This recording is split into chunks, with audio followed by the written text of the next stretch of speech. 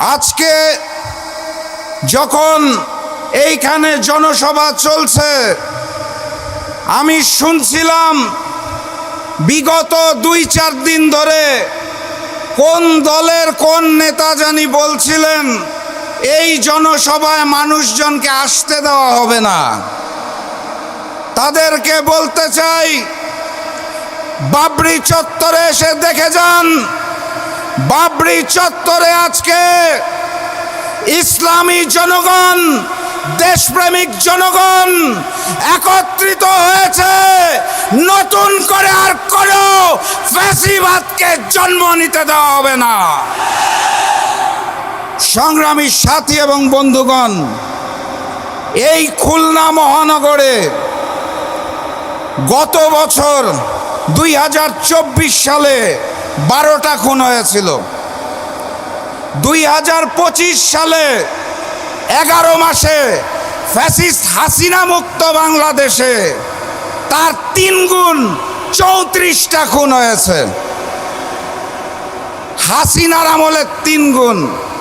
গতকাল আদালত চত্বরে আমরা প্রকাশ্যে ডাবল মার্ডারের খবর পেয়েছি। আর হাসিনা মুক্ত বাংলাদেশে ওই নতুন করে জেগে ওঠা সন্ত্রাসী সংগঠন বিএনপি খুনে ডাবল সেঞ্চুরি পার করে ফেলেছে। এই প্রশাসন, এই আইন শৃঙ্খলা বাহিনী দিয়ে লেভেল প্লেইং ফিল্ড হবে, জাতীয় নির্বাচন সুষ্ঠু হবে, সেটা বাংলাদেশের কোনো পাগলও বিশ্বাস করে না। অতএব স্পষ্ট ভাষায় বলে দিতে চাই, জাতীয় নির্বাচন আমরা সঠিক সময়ে চাই, কিন্তু তার জন্য লেভেল প্লেইং ফিল্ড সৃষ্টি করতে হবে। জাতীয় নির্বাচনের দিনে ওই লোক দেখানো গণভোট আমরা মানি না এবং মেনে নেব না ইনশাআল্লাহ।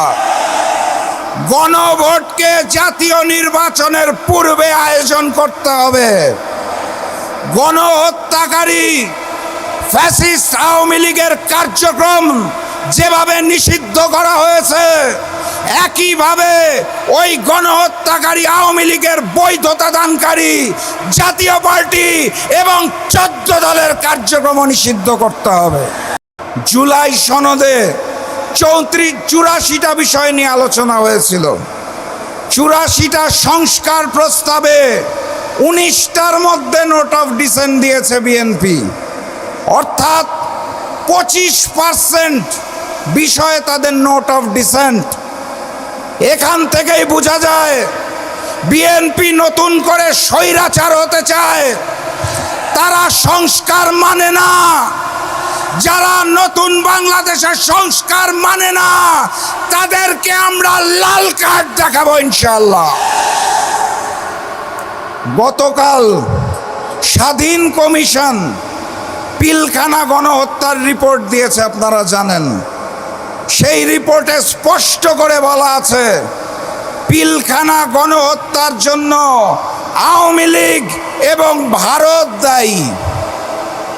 আমার রিপোর্টটা দেখে ভালো লেগেছে, কারণ পিলখানা গণহত্যার পর সর্বপ্রথম আমার মরহুম পিতা শফিউল আলম প্রধান বলেছিলেন, এটা বিডিআর বিদ্রোহ নয়, এটা পরিকল্পিত ঘটনা এবং এর পিছনে ভারত রয়েছে, শেখ হাসিনা রয়েছে। সেটা গতকাল প্রমাণ হয়েছে। আর একটা ছোট্ট ঘটনা বলতে চাই। 2 বছর আগে পিলখানা গণহত্যা দিবস উপলক্ষে আমরা একটি আলোচনা সভার আয়োজন করেছিলাম। তখন আমাদের দল জাগপা 12 দলীয় জোটে ছিল। প্রধান অতিথি হিসেবে এসেছিলেন বিএনপির একজন স্থায়ী কমিটির সদস্য।